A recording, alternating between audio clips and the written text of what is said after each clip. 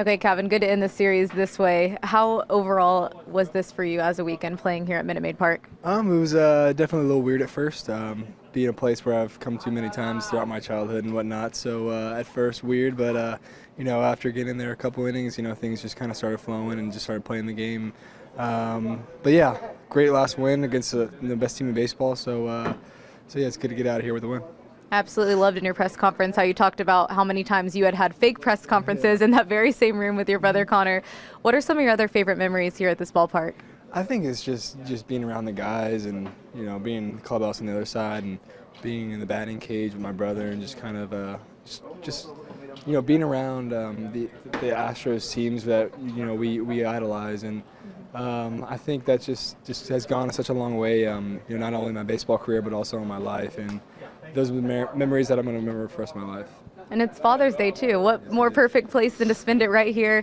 You got the win. Obviously, I know he was pulling for you, even though he's an Astro. Yeah. What did your dad say to you after the game? I'm actually going to go talk to him right now, but what I could really expect from him is just a good game and whatnot, and probably keep working hard and keep going and just keep trying to get better every day. So he's the type of guy, he's always reminding me of what I need to really do, and just at the end of the day, keep having fun with it.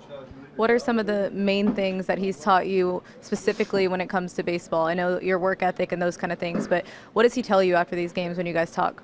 I think it's just take it one game at a time. Don't dwell on it too much if it's a good game or bad game.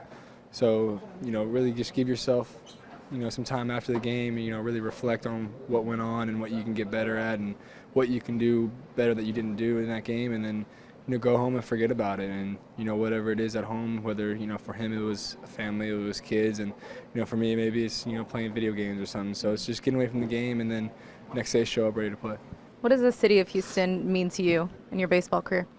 I don't know if I can really put that in words. The fans here are great. The way they applauded for me this weekend was it was really cool for me, but I think it's even cooler for my dad as a parent, as a ex-player of playing here for 20 years. I think it just goes to show how much this city and fans, how much they appreciate and respect him, and I think that just goes such a long way. Last thing, what do you think about this Astros team? Obviously tough, and they're playing really well right now, even with some injuries. Yeah, absolutely. They're kind of like the Yankees right now. They got a bunch of injuries of their best players on the team, and the next guy in stepping in, and they're playing well, and they're battling and they're grinding, and I think that just goes a long way, especially when those guys end up coming back. They have a lot of depth. They have guys where they trust out there, and guys that aren't going to be thrown out there at the end of the year if someone gets hurt, where they're not all going to be in shock. So yeah, I think you can just say they got a lot of depth right now, and their pitching rotation is really good, and it's probably the best team in baseball.